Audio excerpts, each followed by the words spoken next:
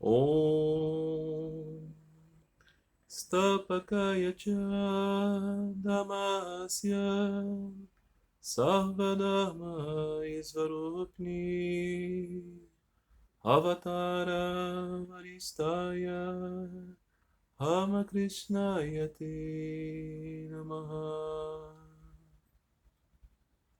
Saudações a ti, que pelos ensinamentos e vida reuniu, realizou todo o Dharma e unificou a presença e obra de todas as encarnações anteriores. Encarnação do nosso tempo, e por isso, para os seus devotos, é a encarnação mais especial. Saudações a ti, Thakur Sri Ramakrishna Paramahansa. Meus queridos amigos, sejam todos bem-vindos a esse especial episódio. Especial, pois 20º. É 20º episódio desta leitura e contemplação do Sri Sri Ramakrishna Kathamrita, o néctar das palavras de Sri Ramakrishna Paramahansa, reunidos, coletados, não é? Essas pérolas, esse tesouro espiritual por Mahendranath Gupta, venerável discípulo M, que entre os anos de 1882 e 1886, convivendo com o maravilhoso Thakur, conseguiu então capturar este ensinamento que nos traz tanta alegria, em que aqui estamos, não é?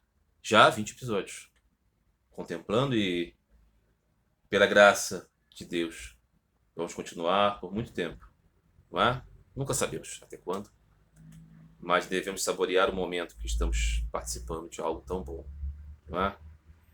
E aqui hoje então estamos começando a 7ª sessão do primeiro volume, não é? Como sempre, as sessões do Kathamrita são esses momentos em que Sri Ramakrishna está conversando com os devotos. Mudam os personagens, sempre temos nosso querido M, que é o que registra, né? Às vezes o ambiente muda um pouco, às vezes é no templo de Dakshina, quase sempre. Às vezes é na casa de um devoto, às vezes é num passeio de barco, como já foi.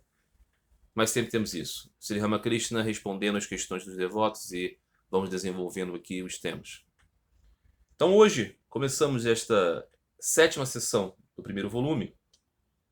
O subtítulo é Com Devotos no Templo de Dakshinawar. Então sabemos onde se dá a reunião. Capítulo 1. Fale sobre o Vedanta. Como já disse aqui em outras oportunidades, Vedanta, na linguagem de Sri Ramakrishna, significa não dualidade, é Advaita Vedanta. Sri Ramakrishna chamava caminho do conhecimento, Vedanta, esta percepção que centra-se na ideia de que nós somos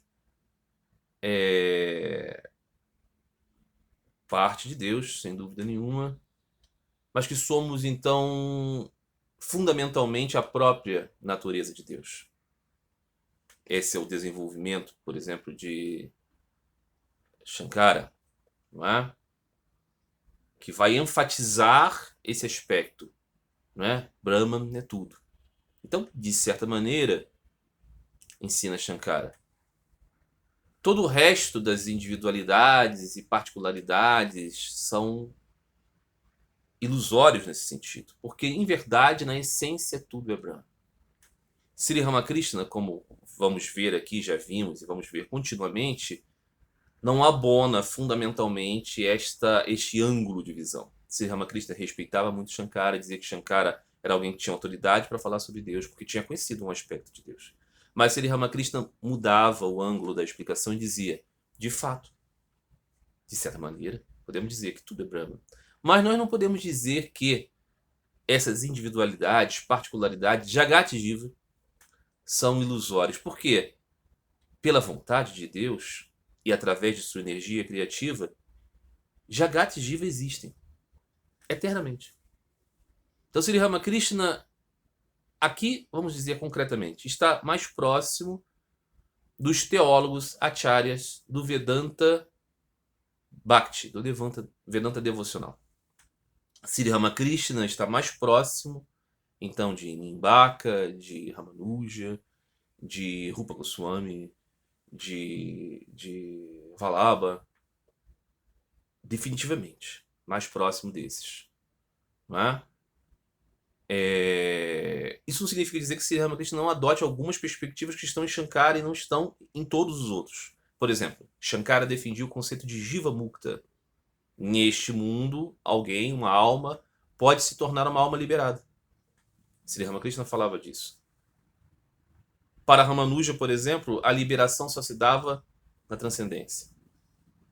Então, Sri Ramakrishna aqui se aproxima um pouquinho mais de Shankara. Mas, no que diz respeito à existência eterna e ao ápice, ao sumo bônus, Sri Ramakrishna se aproxima mais dos outros. Sri Ramakrishna considera Brahman e Shakti como uma unidade em dualidade. De modo que o aspecto eterno, estável de Deus e o aspecto dinâmico de Deus existem conjuntamente. Então, Jagat e Jivas expressam a realidade das almas eternas. E Deus. As almas eternas são parcelas de Deus. Então, aqui é muito próximo do conceito de Ramanuja, que falava justamente disso, né, de parcelas de Deus. Sri Ramakrishna ensina isso. Sri Ramakrishna ensina. Ele disse isso. Ele disse com as suas palavras. Brahman é qualificado por Jagat e Jiva. Shankara não diz isso, Shankara nega isso. Então, Sri Ramakrishna não é Advaitin. Na tradição de Sri Ramakrishna, os swamis da ordem Missão Ramakrishna, muitos deles eram Advaitins, são Advaitins. Então, eles forçam o entendimento do ensinamento de Sri Ramakrishna para dizer, na verdade, o que ele quer dizer de uma forma devocional é Advaita. Eles não estão falando o que corresponde à realidade no ensinamento de Sri Ramakrishna. Fazem isso por amor à humanidade e por compreender assim. Mas nos ensinamentos de Sri Ramakrishna nós vemos que não é assim. E existem swamis e grandes professores da ordem Missão Ramakrishna que identificaram isso. Consideraram isso muito claramente. Não sei se eu vou conseguir achar aqui. Agora não vou conseguir. Mas existe um professor da ordem Missão Ramakrishna que já partiu desse mundo, um grande sábio, chamado Swami Tapasyananda. Ele foi vice-presidente da ordem Missão Ramakrishna. Um grande erudito, que dedicou muito do seu trabalho à tradução dos textos do Vedanta predominante, que é o Vedanta devocional. Shankara é uma exceção, ok? Que caiu no gosto da intelectualidade, mas ele é a exceção. E ele dizia, num livro que fez, dedicado a falar das escolas devocionais do Vedanta, que era um grande equívoco considerar Advaita sinônimo de Vedanta. Aí alguém vai dizer assim, mas Sri Ramakrishna fazia isso. Sri Ramakrishna estava fazendo uma diferenciação entre devoção e discernimento. Então, na sua linguagem, ele usava Vedanta para discernimento. Por quê? Textos, análise, comentários e devoção, amor puro a Deus. Swami Tapasyananda dizia neste livro: é muito errado dizer que Shankara representa o ápice do entendimento e os outros são ajeitos para as pessoas simples. Não é nada disso. Ramanuja, Nimbarka, Mahadva eram todos grandes eruditos. Sri Ramanuja era um grande erudito. Eles defenderam, fundamentaram a sua crítica ao ensinamento do Advaita, pautado em conceitos muito concretos, em um sânscrito muito bem fundamentado. Não é? E identificaram o idealismo de Shankara, da doutrina do Advaita Vedanta, e os seus erros, os seus furos, as suas inconsistências. E, como muitos podem concluir, o ensinamento de Sri Ramakrishna muito vai mais na direção desses. Modernamente, Swami Medhananda-ji, um maravilhoso jovem Swami da ordem Missão Ramakrishna, está desenvolvendo um trabalho único e que será parâmetro para as próximas gerações, de demonstrar muito claramente Sri Ramakrishna de modo algum era um Advaitin, em que o Advaita Vedanta não é compatível com o ensinamento de Sri Ramakrishna. Está justamente esclarecendo que Sri Ramakrishna é uma maneira de ler todos esses Vedantas por um ponto de vista único. E que é muito triste, errado, obscurecedor. Você querer engaiolar Sri Ramakrishna em qualquer uma dessas teologias, mas, sobretudo, subvertendo a pureza dos seus ensinamentos pela escolha de um viés do Advaita Vedanta, que Sri Ramakrishna disse, não é bom. Tá bom? Então aqui começamos este capítulo 1 dessa sétima sessão, que diz, fale sobre o Vedanta, e daí essa minha explanação. Sri Ramakrishna está com os devotos no templo de Dakshinawar. É domingo, 19 de agosto de 1883. Há pouco tempo atrás, o Sanai era tocado durante a adoração, enquanto a comida era oferecida às divindades. Sanai é um instrumento musical. Comida oferecida às divindades é o prasada, alimento feito pelos devotos oferecidos à imagem de Deus. E depois de um tempo, os devotos consomem aquele alimento como um resto da divindade. Ok? As portas do templo foram fechadas. Acabou o serviço religioso, ok? Sri Ramakrishna descansou após a refeição do meio-dia e agora está sentado na cama menor do seu quarto. É meio-dia. M entra, faz uma reverência para ele. Depois de um tempo, Sri Ramakrishna começa a falar com ele sobre Vedanta. Muito bem. Vedanta aqui, sobretudo o Advaita, ok? Crença dos Vedantistas. Fale sobre Krishna Shora. Subtítulo. Sri Ramakrishna diz para Mahendranath Gupta, para M. Ouça, o Ashtavakra Samhita fala sobre autoconhecimento. Ashtavakra Gita é um livro extremamente centrado no conceito do Advaita Vedanta. Já falei sobre ele aqui em vídeos anteriores. Muito querido pelos seguidores do caminho do monismo, né? Da não dualidade, do Advaita. E que fala muito disso. É um grande poema centrado nessa ideia de que eu sou, né, da essência de Brahma. Então Sri Ramakrishna diz, ouça, o Ashtavakra Samhita fala sobre autoconhecimento. Os conhecedores do ser dizem, então, Ram, isto é, eu sou aquele Paratman, o eu mais elevado. Essa é a visão dos sannyasis da escola Vedanta, ou seja, dos sannyasis, dos monges renunciados do caminho do Advaita Vedanta. Veja bem, sannyasis, retirados, sem posses, andarilhos, tem esta visão, ok? Lá numa caverninha no Himalaia. Eles têm essa visão, eles. Continua Sri Ramakrishna. Mas não é adequado para as famílias. Eles sentem que eles próprios executam todas as ações e deveres. Então como podem dizer, eu sou aquele Paratma além de toda ação? Veja, concreto ensinamento de Sri Ramakrishna. Para esses que abandonaram o mundo, essa ideia de que eles não são isso aqui, eles não são uma individualidade, é perfeitamente compreensível. Faz parte de sua sadhana, mas faz parte da nossa sadhana. Você, meu irmão, você, minha irmã. Você, meu amigo, você, minha amiga. Isso é real. Isso é concreto. Isso é verdadeiro. Isso pode ser dito? Não, pode. Não é? Então, para os aspirantes espirituais, que tem uma família, tem uma casa, tem uma identidade, tem um trabalho, não falem nisso. Pratiquem o eu maduro. Eu sou devoto, eu sou servo, eu sou filho de Deus. Essa instrução contínua de Sri Ramakrishna é dada por quê? Porque ele é o Jagadguru, professor da humanidade. Está falando conosco. Não é? Não está falando, não é, firulas bonitas, irresponsáveis, não é? Para um grupo, talvez, de deslumbrados. Não. Está falando para pessoas sinceras, reais, concretas, que estão querendo saber como fazer crescer neles o amor pelo divino.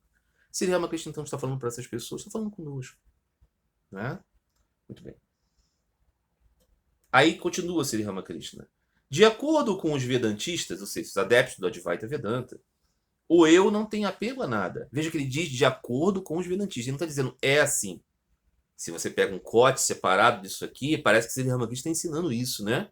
É um tipo de malícia que existe. Né? Muitas vezes, livros são compostos assim. Mas aqui nós estamos no contexto, né? Sri Ramakrishna está dizendo o que os tais Vedantistas pensam. Diz Sri Ramakrishna. Então, esses, né, de acordo com os Vedantistas, o eu não tem apego a nada. Prazer e dor, virtude e vício, nada disso pode prejudicar o ser. Mas afligem aqueles que se identificam com seus corpos. A fumaça suja uma parede, mas não pode afetar o espaço. Krishna Chori costumava falar como um jnani e dizer, eu sou Ka, isto é, como o espaço. Mas ele é um verdadeiro devoto e pode dizer isso, não é apropriado para outros. Muito bem.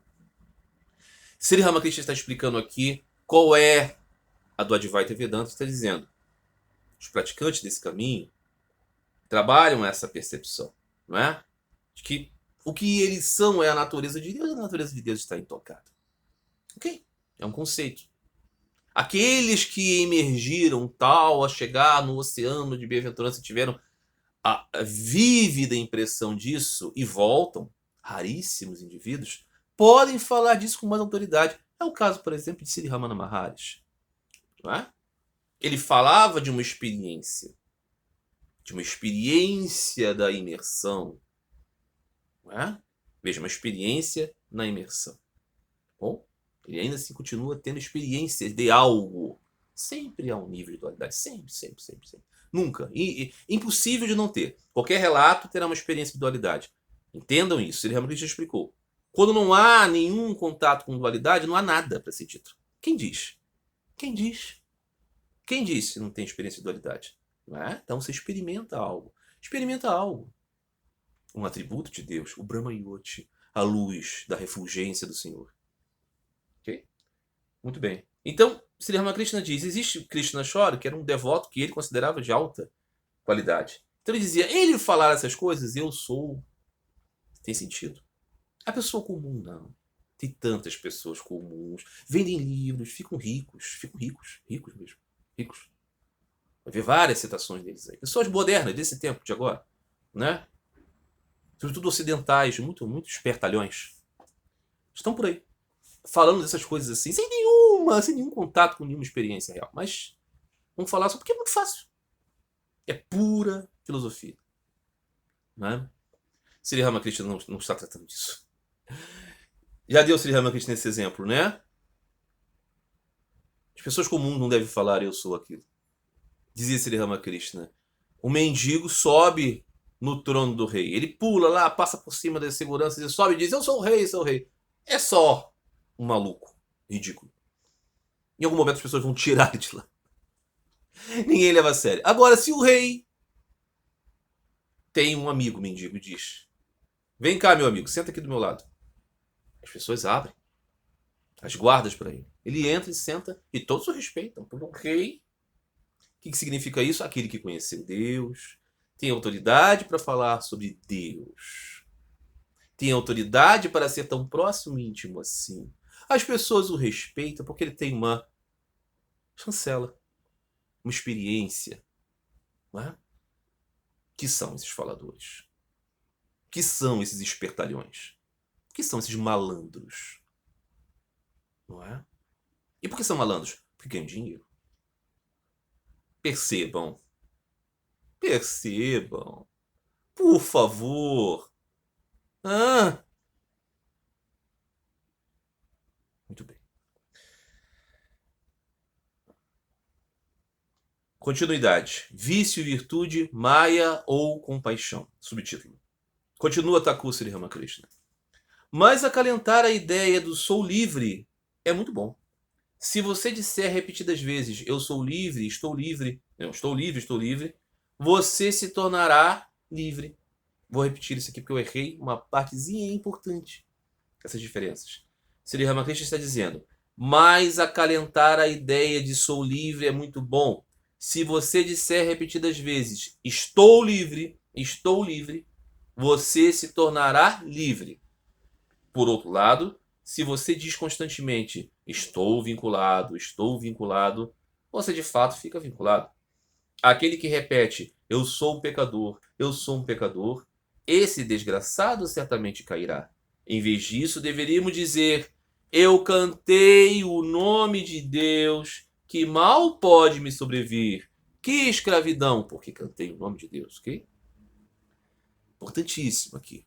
Conciliando as coisas, conciliando as coisas. Aí sim, o aspecto maravilhoso conciliando o Sri Ramakrishna. Não é que ele esteja ensinando que qualquer coisa vale, ok? Ah, eu não gosto de Deus, mas eu vou alcançar lá. Como dizem por aí. Mentirosamente. Mentirosamente. Não, o Sri Ramakrishna não está dizendo isso. Todos os caminhos que buscam Deus são autênticos. Podem ser úteis. Aqueles que buscam Deus. Aqueles que buscam o nada, não, esses não são úteis, não. Esses são só mundanismo. Então, Sri Ramakrishna aqui diz, ok, parcela de Deus, tá certo. Mas acalentar o conceito de que eu sou, na minha essência, na minha natureza, livre de imperfeições, de máculas, de prisões, é ótimo. Ou seja, está recuperando aqui um conceito dos Advaitins. De fato, a nossa natureza é divina. De fato, a nossa natureza é divina. Então, se você diz, estou livre, se você se concentrar nessa ideia, gradativamente, a sua mente será qualificada para esta liberdade do quê? Da prisão dos sentidos. As correntes, não é? De ganância, luxúria, né? Orgulho, raiva, constrangimento, não é? Apegos. Então disse ele Ramakrishna, por outro lado, se você diz o contrário, eu sou preso, eu não consigo, eu sou pequeno, eu sou um pecador, como a sua mente vai conseguir se desvincular desta autoqualificação? Então veja que o ensinamento de Ramakrishna é maravilhoso aqui, nesse sentido tão sutil. Ele está dizendo, de fato, cultive a ideia de que você é parte de Deus. Cultive a ideia de que você é parte de Deus. E nisto, em Deus, você é puro e imaculado. Mas é em Deus, ok? Então, os dois extremos são afastados. O extremo do Advaita Vedanta diz, eu sou aquilo. Não, não é, não é, não é. Não é, você é parte. Parte ínfima, pequenininha, atômica do Senhor. Você é a parte atômica do Senhor. Mas é parte do Senhor. Então, aquele outro que diz, eu sou um pecador desgraçado, eu sou um demônio. Não, você não é. Porque na sua natureza você é parte ínfima atômica do Senhor. Então nisso você é maravilhoso. Uma maravilha pequenininha comparado com o Senhor, evidentemente. Mas ainda é. Então disse-lhe Ramakrishna, conciliando. Não pense que você é pecador. Pense assim, você é pecador, ok? Eu sou pecador, você é pecador. Todos nós pecamos, erramos.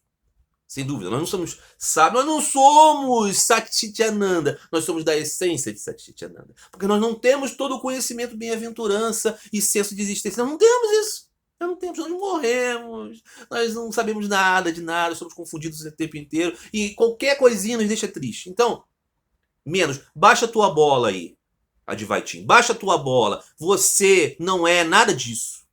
Você é uma parcela do Senhor. Mas você também, cristão autoflagelador, você não é o demônio, você não é, a desgraça, você é parcela de Deus. Então, Sri Ramakrishna está dizendo aqui, diz para você, se eu cantei o nome de Deus, não é? Eu cantei o nome do Senhor, que mal pode me sobrevir? Que escravidão eu posso ter se eu cantei os nomes do Senhor? Confie em Deus. É isso que Sri Ramakrishna está dizendo. Ok, Advaitin, confie em Deus. Em Deus, que é o seu refúgio. Ramakrishna Sharana, refúgio. O budista, veja você, o budista diz, busca o refúgio no Buda. Refúgio. Não é em você mesmo não, ok? É nele. Ao mesmo tempo, diga, se eu busquei refúgio, que mal eu tenho? Que medo eu tenho? Esta é a conciliação. É uma conciliação teísta. Não é uma conciliação ateísta. Não tem conciliação com ateísmo, Sri Ramakrishna. Só para avisar, ok? Falaram para você que você pode ser ateu e ainda assim seguir o caminho de Sri Ramakrishna. Não pode! Não é que Sri Ramakrishna vai bater em você, mas é que esse não é o seu caminho. Não é o seu caminho. Muito bem. Continuando. Então explicou o Ístaco. Ele diz para M: olha aqui, minha cabeça está perturbada. Hriday, sobrinho de Sri Ramakrishna, cuidador de Sri Ramakrishna. Sri Ramakrishna passou um período, né, da vida dele, foi para o templo de Kali, era muito jovem, começou a ter aquele tipo, aquela experiência da devoção na qual ele estava arrasado porque não tinha visão da mãe divina. Isso é parte da lila de Sri Ramakrishna. Né? Ramakrishna passa por vários estágios, nos demonstrando estágios espirituais em sua própria vida. Swami Vivekananda dizia: meu mestre passou a metade de sua vida angariando espiritualidade e a outra parte ensinando-a. Sri Ramakrishna teve essa vida manancial de experiências que as pessoas dizem, né? Ele materializou todos os Puranas nele mesmo. Sri Ramakrishna teve a experiência de Hanuman, teve a experiência das Gopins de Vrindavan, teve a experiência de Arjuna, teve a experiência do impessoal, teve a experiência do sofrido que busca. Todas essas experiências ele teve para nos dar um testemunho dessas fases. E esse Hriday, o sobrinho dele, cuidava de Sri Ramakrishna. Sri Ramakrishna estava numa fase que ele podia entrar em êxtase no meio da rua e ser atropelado. Cair no rio. E Hriday estava sempre do lado dele. Então, passado com o tempo, o Hriday passou a ser muito possessivo. Hriday era como se fosse um pai de Sri Ramakrishna, um tio de Sri Ramakrishna. Falava: não, não, não, vem cá, tio, vem cá, vem cá. E às vezes era duro com ele, tinha que falar com ele como uma criança de 5 anos. Sri Ramakrishna andava nu. Veja, um homem adulto andando nu. Não tinha vergonha de nada. Né? Sri Ramakrishna colocava flores no seu corpo, nas suas partes genitais. Ele dizia: eu sou um templo de Deus. Veja, veja. O Hriday chegava lá e recolhia tudo, cuidava dele, limpava ele. Esse é o Hriday. Muitas vezes passa como um indivíduo meio amargo, meio duro, meio... mas ele era esse cuidador. Sri Ramakrishna o amava muito, tinha muita consideração por ele. Então Sri Ramakrishna dizia: olha aqui, dizendo para M, minha cabeça está perturbada. Hriday me escreveu uma carta dizendo que está muito doente. Minha preocupação é Maya ou Daya? Ou seja, é Maya, apego ilusório, ou é Daya, compaixão? Ele pergunta isso para Mahendranath Gupta, o autor desse Cantarita. E Mahendranath Gupta diz, escreve aqui, muito legal: o que M pode dizer? Ele permanece em silêncio. Aqui, Mahendranath Gupta está registrando a sua perplexidade naquele momento. De fato, né? O que responde para Sri Ramakrishna? Imagine isso. Pergunta retórica que Sri Ramakrishna vai dizer. Sri Ramakrishna diz: você sabe o que é Maya? Amor para com seus parentes, para com pai e mãe, irmão e irmã, esposa e filho, sobrinho e sobrinho. Isso é Maya, apego. Mas Daya, compaixão,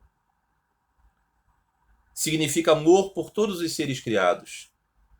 Bem, o que é no meu caso? Maya ou Daya? Novamente a pergunta. Ele continua: Hriday fez muito por mim, me serviu muito bem. Ele limpou meus excrementos com as próprias mãos. Ele foi igualmente duro comigo no final.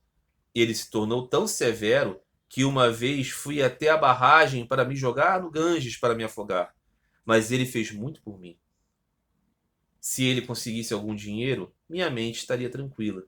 Mas a quem posso pedir isso? Não quero perguntar a nenhum dos cavalheiros que vem me ver.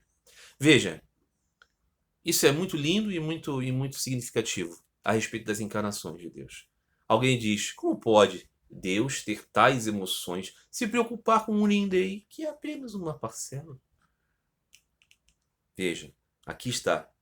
Encarnação. Toma a personalidade, se envolve, se conecta, tem afeição, preocupação. Preocupação com as pessoas. Veja, não tem sentido preocupação com as pessoas.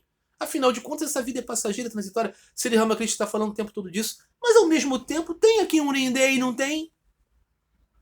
Veja, quando você pensar nisso, né? Um Advaitin, né? Um Ranjit Maharaj da vida, um desses sábios do caminho direto. Será assim: não, a pessoa está passando fome, deixa ela passar fome lá, porque isso aí é o karma dela. Não. Aquele indivíduo tem circunstâncias diversas na vida dele muito provavelmente por causa de uma escala de jornadas. Mas e daí? É um indivíduo que sofre. Naquele momento, aquela diva é o personagem a qual você deve se ater. Então, Sri Ramakrishna olhava para Nindei e não pensava assim, não é apenas uma vestimenta da sua natureza eterna. Não, Nindei está passando, está doente. Aquele Nindei que foi tão querido com ele, que o serviu. E ele diz, eu gostaria de poder ajudá-lo. Veja, alguém pode dizer assim, por que ele não manda o seu poder místico para Nindei? Sri Ramakrishna vai dizer isso em outras oportunidades. Em sua sadhana, treinou muitas coisas, dentre as quais o caminho tântrico, que trabalha essa ideia dos poderes e tudo mais. Sri Ramakrishna teve uma escolha: acolher esses poderes ou permanecer em contato com a mãe. Ora, o que ele escolheu, né? Porque Thakur diz muito claramente: os poderes prendem você ao mundo. Então Sri Ramakrishna não ia fazer nada. Embora nós sabemos, pelo relato de muitas vidas, que ele interveio e pela sua própria presença realizou maravilhas na vida de tantos. Mas o caso é que ele quis estar dando esse testemunho, né? E aqui nós percebemos, é compaixão. Evidentemente. Evidentemente é compaixão. Mas também, não é? Nós não podemos desconsiderar essa percepção. Estamos aqui com essa ideia intelectual. Veja, Thakur viu a mãe se manifestando como todos esses 24 princípios cósmicos. E ainda assim ele se associa pessoalmente com o Nindei. É Maya ou Daya? É Daya, compaixão. Certa vez um discípulo de Sri Ramakrishna, um desses Svarakotis, perguntava a Thakur: mas Thakur, nós vemos que o senhor nos ama tanto, e o senhor ensina tanto sobre isso do desapego. E Sri Ramakrishna dizia: querido, em cada um de vocês eu vejo Narayana. No momento em que deixar de ver Narayana e ver a figura de vocês, eu os corto do meu coração. Palavras duras, não é? Mas estão justamente dizendo qual era a visão de Sri Ramakrishna. Tal era a sua imersão no divino, que era notório para ele que o Senhor se multiplicava. Mas ainda assim, se multiplicava em personagens únicos. Veja o refinamento maravilhoso desta filosofia. Não é? Difícil de alcançar às vezes para nós. Não é? Muito bem. Então Sri Ramakrishna diz isso, que está preocupado com o Nindei. Mas ao mesmo tempo ele não quer pedir para que ninguém vá lá e dê dinheiro para Nindei. Por quê? Porque ele era muito, não é, ciente desse problema, né, de você se relacionar com os outros e começar a pedir coisas. Não é? Inclusive um dos aspectos, né, de Niyama, das coisas que você deve evitar, das coisas que você deve conservar: não aceitar presentes, não pedir coisas. Não é? Muito bem. Capítulo 2 dessa sessão. Imagem de argila da Mãe Divina. Visão da Mãe Divina Minmayi em Vishnupur. Às 2 ou 3 horas da tarde chegam os grandes devotos Adar Sen e Balaram Bose. Eles se prostram diante de Sri Ramakrishna e sentam-se perguntando-lhe como ele está. Sri Ramakrishna diz: bem, meu corpo está bem, mas minha mente está um pouco perturbada. Ele não menciona nada sobre os problemas de Nindei. Veja, ele está perturbado por causa daquilo, estava na continuidade do assunto, né? A conversa se volta para a deusa Shimvavahini, na casa dos Malik de Burhaz Bazar.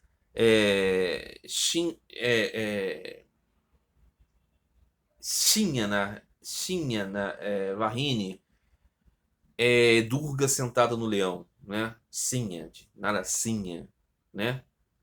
E Vahini é o nome, né, da deidade feminina, e Sinha é leão. Ou seja, a mãe sentada no leão, muitas armas, né? Uma imagem famosa. Então, A conversa se volta para a deusa Sinvarine na casa dos Malik de Burra-Bazar. Sri Ramakrishna diz: eu fui ver Sinvarine na casa dos Malik em um lugar lá, em um bairro. Veja, ele diz que foi ver a deusa. Alguém pode pensar assim, como ele foi ver a deusa?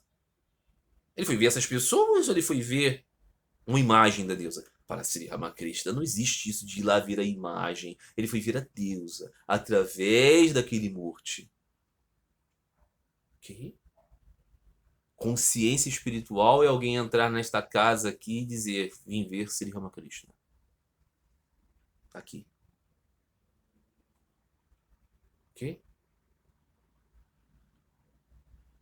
Ah, mas isso é só uma fotografia. Então não será nada para você. Não é? Sri Ramakrishna estava ensinando isso. Ele foi ver a deusa Sinvarine, que estava instalada na casa daquele homem. Continua o relato. Ele diz: a família vive numa casa em ruínas, em condições precárias, com excrementos de pombos aqui, musgo ali, e reboco que cai, e areia caindo das paredes. A prosperidade que vi na casa de outros Maliks não estava nesta. Aí ele olha para Mahendranath Gupta e diz: diga-me, o que isso significa, por favor? Diga. M permanece em silêncio. Sri Ramakrishna então explica: você sabe o quê? Por que é assim? Por que nessa casa desses Malik a riqueza, a prosperidade não está como na casa de outros dessa família? Sri Ramakrishna diz: todos devem colher as consequências de suas ações passadas. É preciso aceitar que existem tendências de nascimento passados e que os frutos dessas ações estão agora a ser reproduzidos. Veja, aqui Sri Ramakrishna está expressando a sua convicção sobre a doutrina da reencarnação e da lei do karma. Em outras passagens, Sri Ramakrishna falou: dizem, né? Dizem que sim. Aqui ele está afirmando isso concretamente, dizendo: esta diversidade de nascimentos, essa diversidade de oportunidades, essa diversidade de vivências, de condicionantes, são advindas de uma jornada que nós não podemos perceber muito bem. Não é possível desconsiderar isso. Não é? É claro, o materialista vai dizer assim: não, tudo isso é o acaso, são circunstâncias. Ele não se preocupa em explicar nada para ele, está muito bem a ideia de que tudo nasceu. Pluf, surgiu o universo e as coisas. Surgiu. Está ótimo para ele. Para essa mente, está ótimo assim. Que assim, ele não tem que investigar quem ele é, profundamente. Para as pessoas que entendem, não, as coisas têm um sentido. Tudo isso parece tão sem sentido. Não é verdade? Tantas vidas diferentes. Você sai de madrugada para ir fazer o seu treino. Eu sou uma pessoa de uma outra época, as pessoas geralmente falavam ginástica, hoje fala treino. Então, tá muito frio, 5 e pouco da manhã, e você passa pelas ruas, no gelo, você está todo encasacado e tremendo. E na rua, no chão molhado, sujo e frio, estão pessoas dormindo ali. E aí você pensa por um átimo de segundo: que diferença de vidas, que experiências tão assombrosamente diferenciadas. Como é possível, considerando a alma, que todos nós, parcelas do Senhor, possamos viver experiências tão díspares? Sri Ramakrishna está dizendo: porque tem uma jornada aqui que explica esses nascimentos. Né? De modo algum, isso deve justificar a nossa indiferença. Fala assim: viu? Você que fez. Não. Não. Não mesmo. Mas isso explica o fenômeno. Ok? Claro, alguém vai dizer assim: mas tem as explicações sociais. Eu não estou tratando disso, meu querido. É claro que o mundo tem a sua mecânica. Eu estou querendo dizer em relação a esta alma que se identifica com o corpo e com a mente. Ok? Isso é muito difícil explicar essas coisas para pessoas de mentalidade muito materialista, porque eles não têm um subtexto. Não é difícil. São pessoas muito limitadas em entendimento. Muito bem. Mas uma pessoa materialista que se aproxima desses conceitos já está numa dobrada. Okay? Mas não vale a pena ir atrás deles. querer distorcer o ensinamento espiritual para se aproximar dos materialistas. Os ateus me respeitam agora. Os materialistas agora dizem que eu sou inteligentinho, porque eu estou reduzindo a minha devoção para poder conversar com eles. Olha que legal. Não, isso não é bom, não. Muito bem. Continuando aqui. Então, Sri Ramakrishna está dizendo isso. Né? Mas aí ele continua dizendo para M, veja. Para M ele está dizendo, as diferenças nestas vidas todas se dá por causa dessa jornada. Mas aí ele diz algo auspicioso. E naquela casa, em ruínas, eu vi o rosto de Shimvarini, radiante de glória. Você tem que acreditar na presença divina em uma imagem da divindade. Veja, Sri Ramakrishna, naquela casa em ruínas, viu o Murti da mãe brilhando misticamente. Ele não viu uma estátua de pedra. Ele viu o rosto divino, além das formas materiais, mas da forma divina, da própria Svarupa do Senhor. Certa vez, eu sou uma pessoa completamente desimportante, indigna e que não tem nenhum dom. Eu estava, isso por volta de 2005, talvez, 2005, 2004, 2005. 2004. Lembrei disso porque associei com jogos do meu time de futebol, Fluminense, que fui na época, e lembro. Eu fui a uma casa, eu era um entregador de equipamentos eletrônicos. Entregava e montava. E passei por muitos empregos assim, de qualificações desse tipo. E que é o majoritário da minha experiência profissional. Com peão. E fui a uma casa, e lá, de uma senhora, tinha que instalar o computador dela e tal, e muito simpático, muito legal, e nem sempre foi assim. E aí, em um dado momento, eu olhei assim na estante dela, tinha um íconezinho pequenininho da Virgem de Kazan. Um ícone assim, todo encoberto por drapeados e tudo mais, de imitação de ouro e tal, né? E eu olhei para aquele ícone, fiquei maravilhado. Eu já era alguém muito interessado por isso, estava começando a ler muito sobre iconografia, estava trilhando meu caminho que depois, lá em 2008, daria a minha conversão à Igreja Ortodoxa. Porque essas coisas são lentas, né? A gente vai colocando camadas e camadas e camadas de materialismo, de ateísmo, de indiferença, e depois aquilo vai ressurgindo, vai quebrando, né?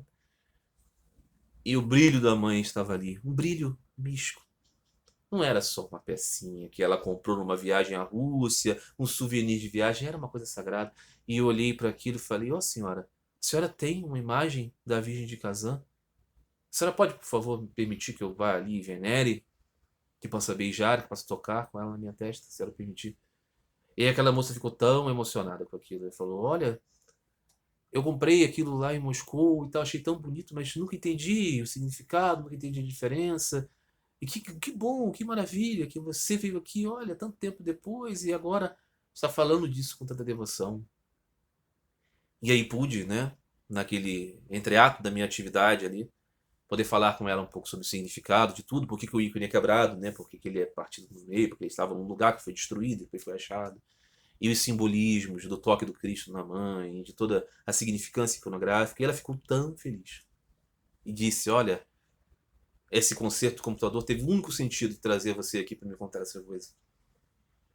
E eu, na minha mente, pensava exatamente o mesmo. Não há nenhum outro sentido para eu estar aqui que não seja falar sobre isso. E ver a mãe. Para mim era tão evidente que eu estava vendo a mãe. Que eu não estava vendo uma imagem. Por alguma maneira mística, a mãe se colocou ali no nosso lugar, no nosso meio.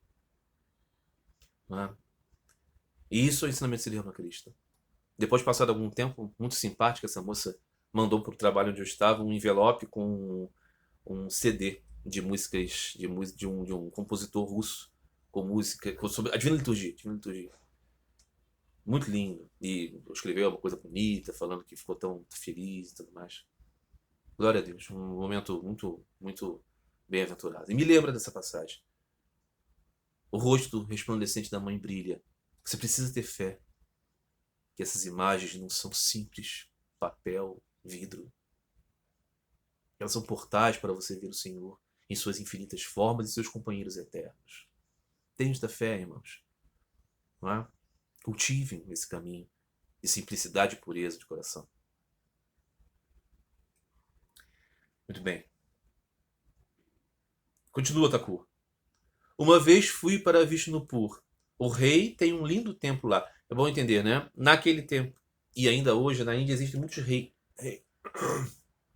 perdão, reinos, principados, onde essas famílias reais, essa nobreza e esses maharajas, né, esses marajás, existem lá, são pessoas muito ricas e tem muitas obras, eles criam templos, criam escolas devocionais, criam gurukulas.